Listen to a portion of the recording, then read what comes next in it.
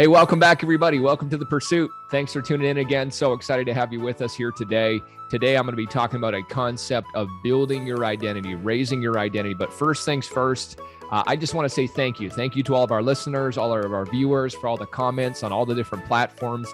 I really do. Like I've said before, I read every single one. I want to share one with you just because these mean a lot to me, by the way. But I want to share one coming in from the States. Just came in the other day from Zizzy Balobo. Thank you, Zizzy. And the tagline is inspiring and useful. Ben brings the fire with interesting guests and actionable points that I can use. Personal and business leadership I rely on from each podcast. Thank you so much, Zizzy. I appreciate you sharing.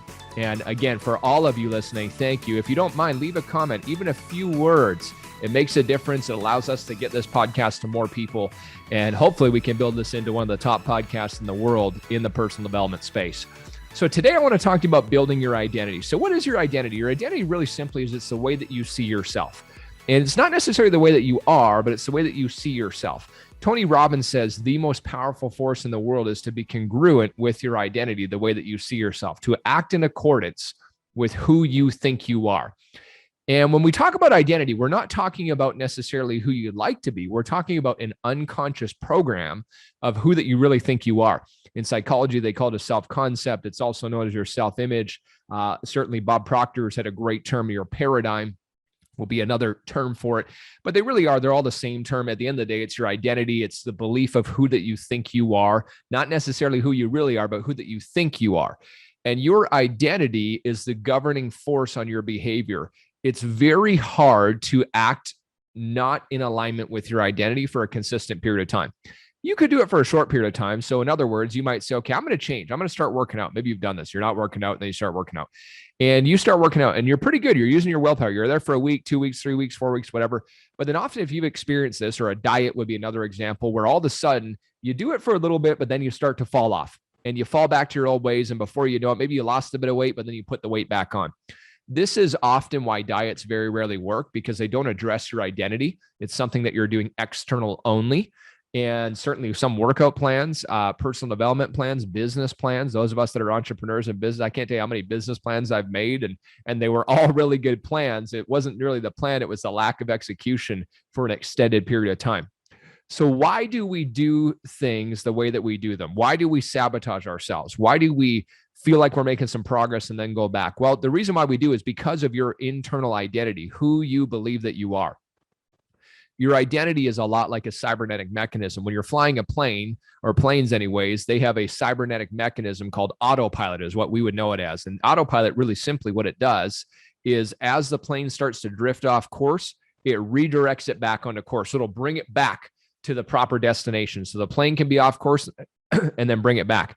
This is the exact same as your identity. Your identity is your cybernetic mechanism. Matter of fact, back in, I believe in the 60s, Maxwell Maltz, a famous plastic surgeon, wrote a book called Psycho-Cybernetics, all about this concept of your self-image or your identity, the controlling factor of who you think you actually are, which controls how you habitually feel, how you habitually think, how you habitually act, and of course, ultimately, the kind of results that you produce. So I want to talk to you about building your identity, shaping your identity, and using this power that we do have to be congruent with it to create greater change and greater good in our lives.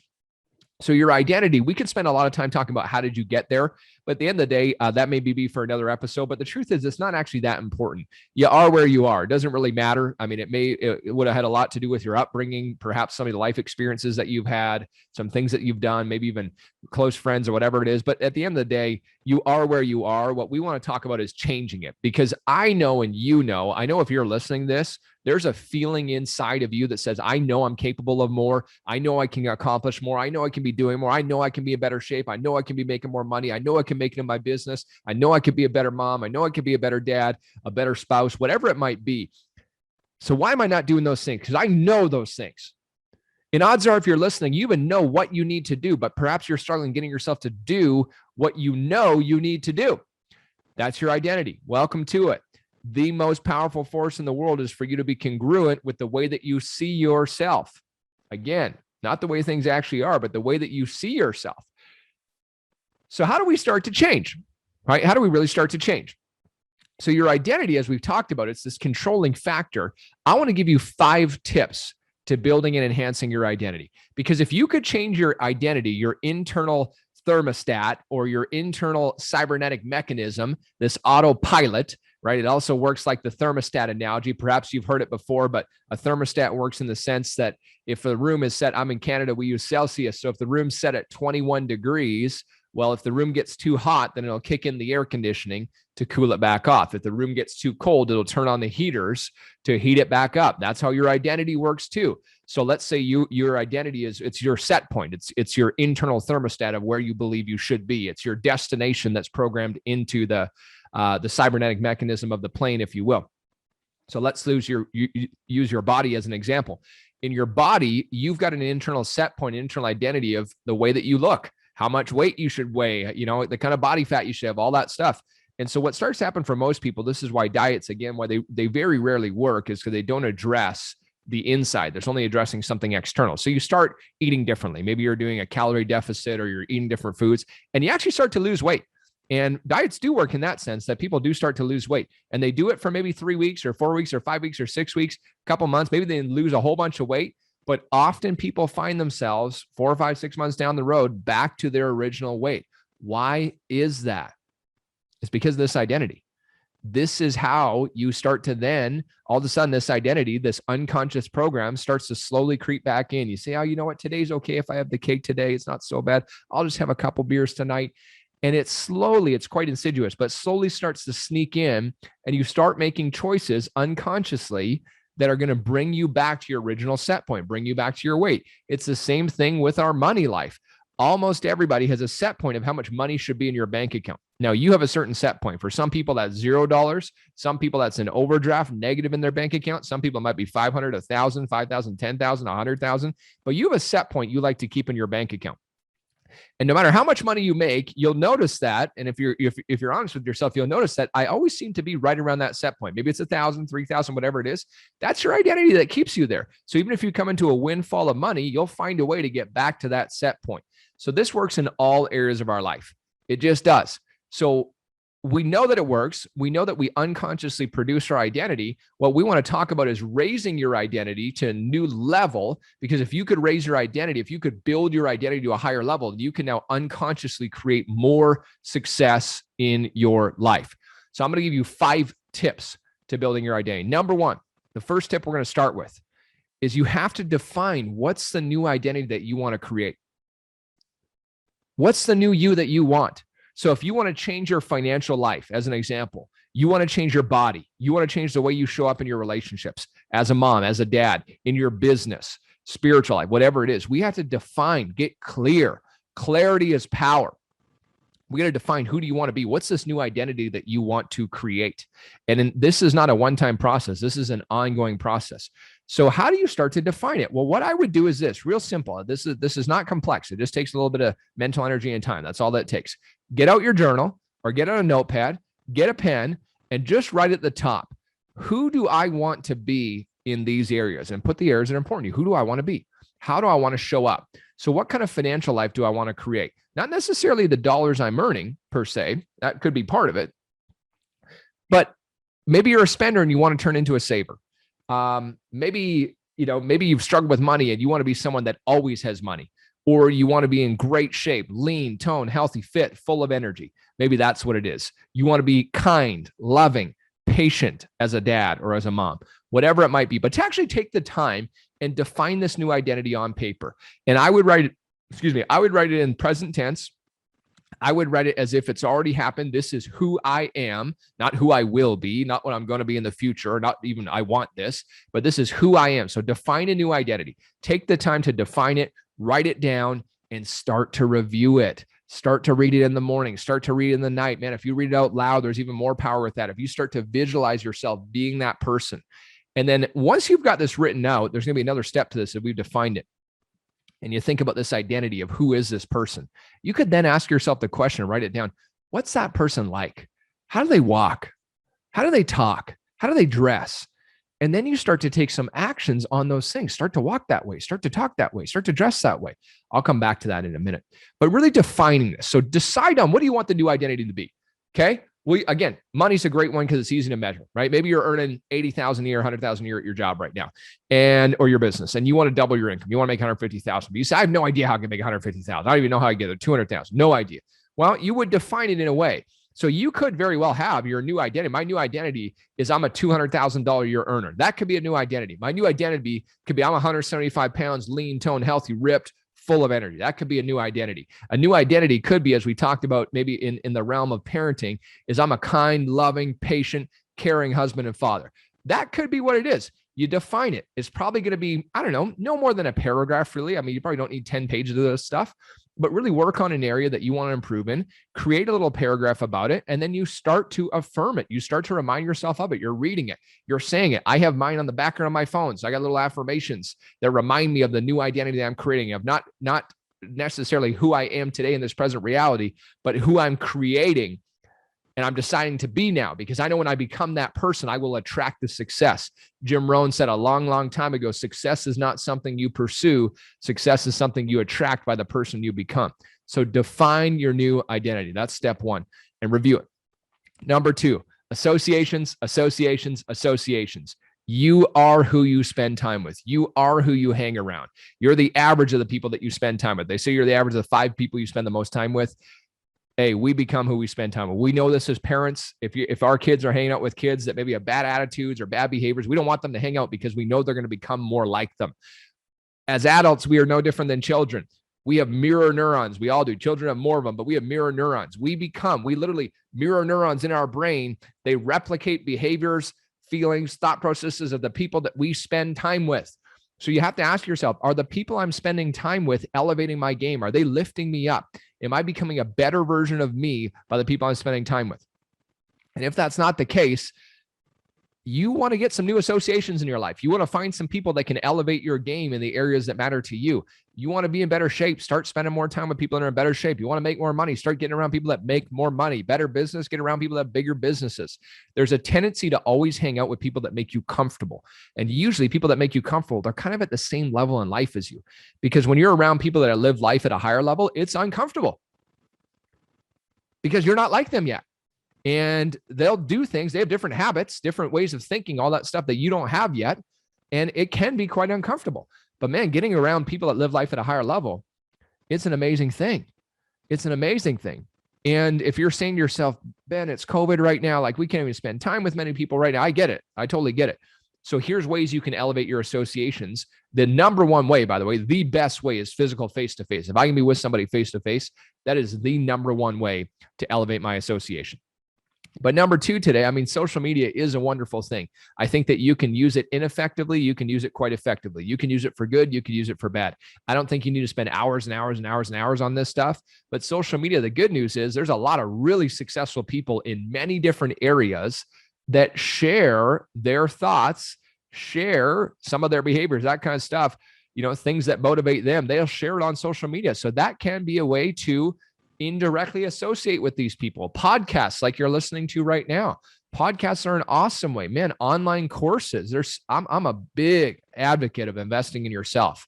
I have invested a lot of money over the last almost 15 years into growing me. And it was hands down the best investment I've ever made.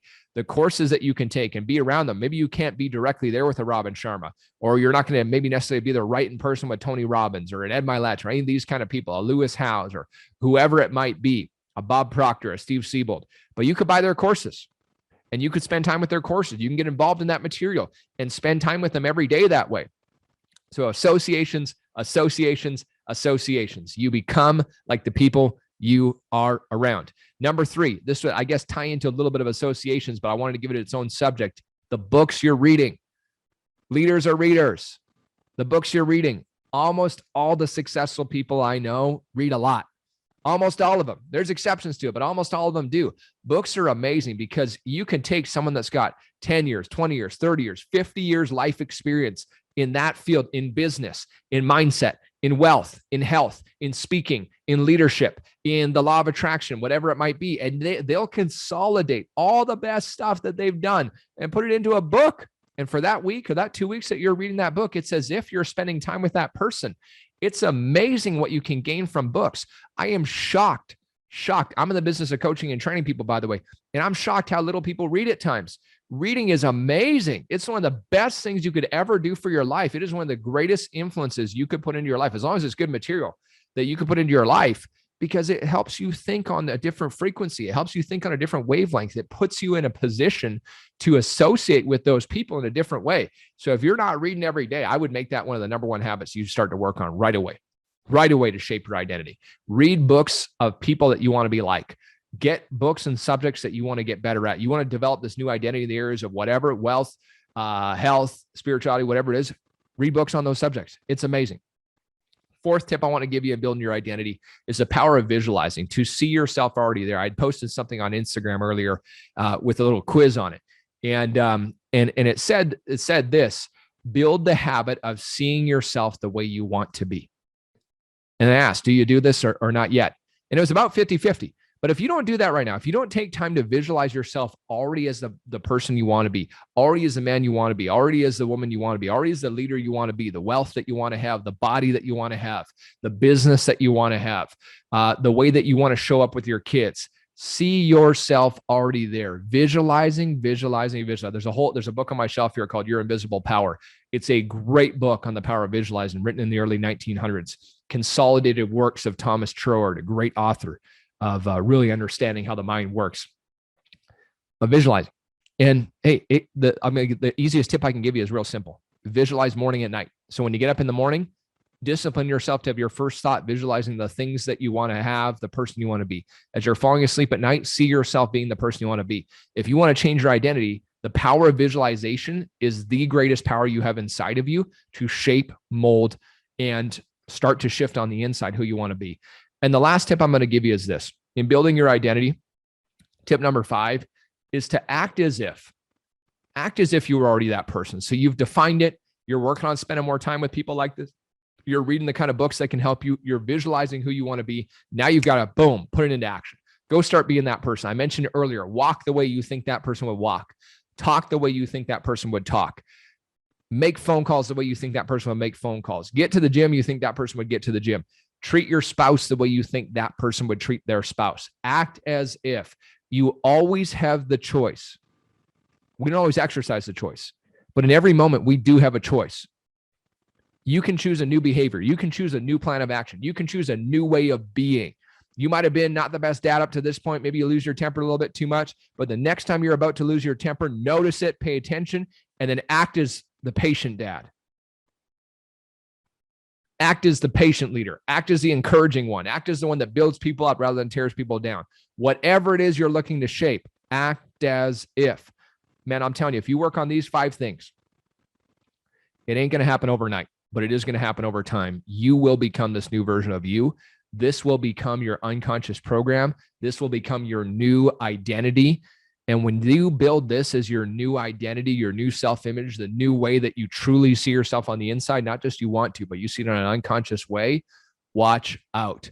Now you're going to create unconscious levels of success, health, happiness, wealth, prosperity, abundance that you've never seen before, because you've created a new you on the inside. You've changed the internal thermostat. You've changed the cybernetic mechanism, and you will automatically produce results in alignment, because the most powerful force in the world is for you to be congruent with your identity. Raise your identity, raise your identity, raise your identity. Define who you want to be. Write it down and review it. Spend time with people that you want to be like. Get reading on the subjects and the areas that you want to succeed in your life. See yourself, visualize yourself already there. Act as if. Take that action. Step up your work game. Step up the amount of action. I saw a great post from Bob Proctor the other day that said, taking action is never a bad idea, and I couldn't agree more. So level it up. Work on this stuff. It's a process. It's easier to not do it in the short term, but it ain't easier to not do it in the long term. Because if you don't do this, you'll never get the life that you want. And I think the greatest pain long term that I could ever imagine is not becoming who I knew I could have been. That is not something I'm willing to negotiate. I don't think you are either. Act on this now. Figure out what are you going to do from this podcast. Maybe write down those 5 steps. Work on it. Define that identity. Get started on it right away, immediately, and find yourself a little accountability partner if you need it. And as always, thank you for tuning in. I really mean it.